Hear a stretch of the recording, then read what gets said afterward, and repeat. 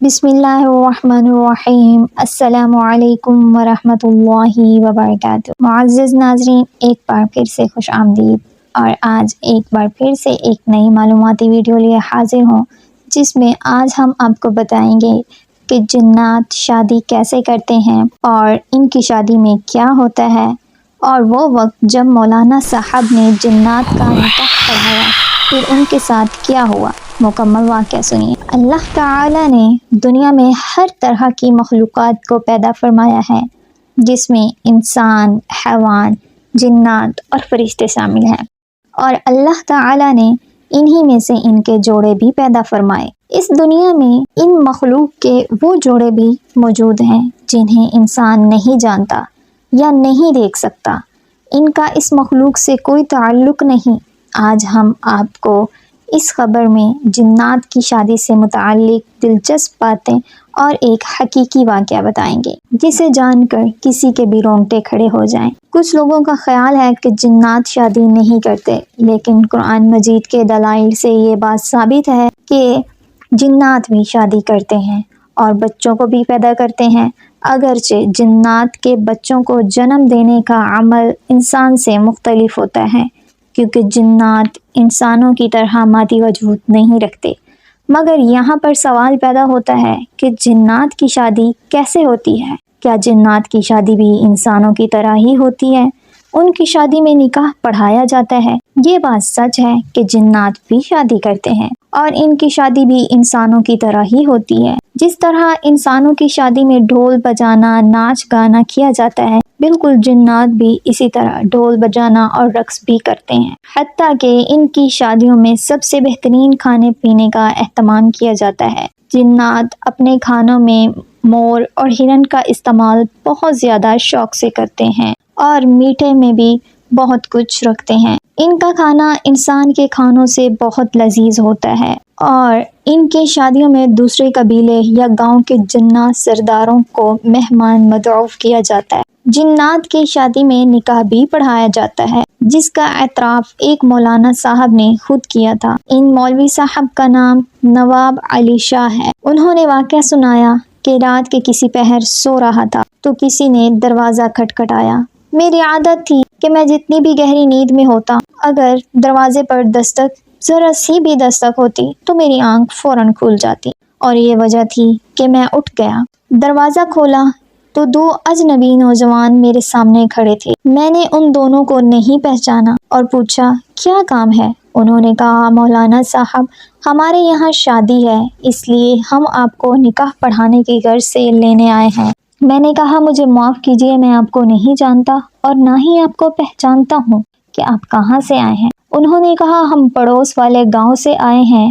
ان میں سے ایک شخص نے بتایا کہ اس کا نام جنجار ہے۔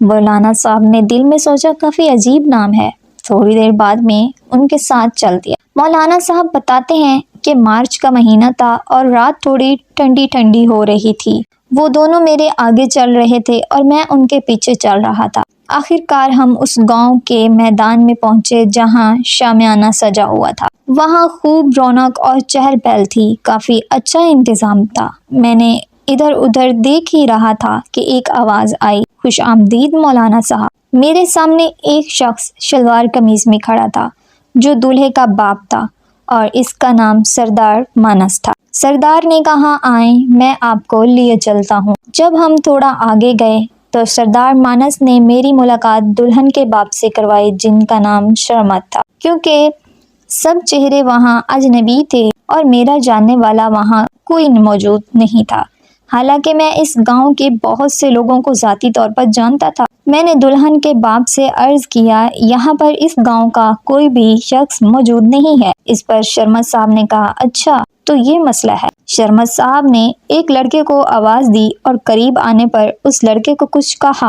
مولانا صاحب نے کہا کہ اس کی تھوڑی دیر کے بعد ہی میں نظر صاحب کو اپنی طرف آتے دیکھا، جو کہ گاؤں میں دکاندار تھے۔ اس کے بعد اور بھی جاننے والے مجھے شادی میں نظر آنے لگے، جنہیں دیکھ کر مجھے اطمینان ہوا۔ میں نے نظر صاحب سے پوچھا کہ آپ کی دکانداری کیسی چل رہی ہے؟ تو انہوں نے چونکتے ہوئے جواب دیا ہاں اچھی چل رہی ہے۔ اتنے میں مجھے دلہن کے والد صاحب نے کہا مولوی صاحب آئیے نکاح پڑھائیے، دیر ہو رہی ہے۔ میں نے جا کر ان کا نکاح پڑھایا، انہوں نے مجھے مٹھائی اور پیسے بھی دیے۔ بعد میں مجھے کھانے پر بھی بلایا اور کھانا کھلایا جو بے حد لذیذ تھا۔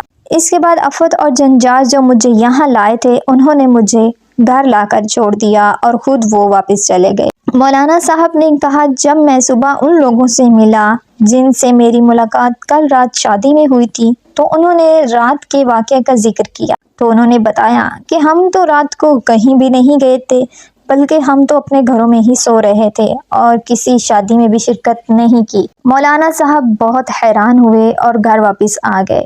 مولانا صاحب کہتے ہیں کہ گھر پہنچ کر میں نے مٹھائی اور نکاح کے پیسے دیکھے تو مجھے یقین ہو گیا کہ یہ میرا وہم نہیں تھا بلکہ میں نے رات واقعی شادی میں شرکت کی۔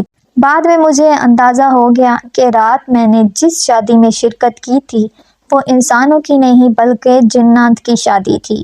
دراصل جنات ہی روپ بدل کر نظر صاحب اور دیگر لوگوں کا روپ دھار کر شادی میں آئے تھے۔ کچھ جنات ایسے ہوتے ہیں جو ہر طرح کی شکل و صورت اختیار کر سکتے ہیں، جن میں کبھی کتا بھی بن جاتے ہیں، کبھی انسانوں کا روپ دھار لیتے ہیں اور کبھی کوئی بھی جانور بن جاتے ہیں۔ تو یہ تھا جنات کی شادی کا سچا واقعہ۔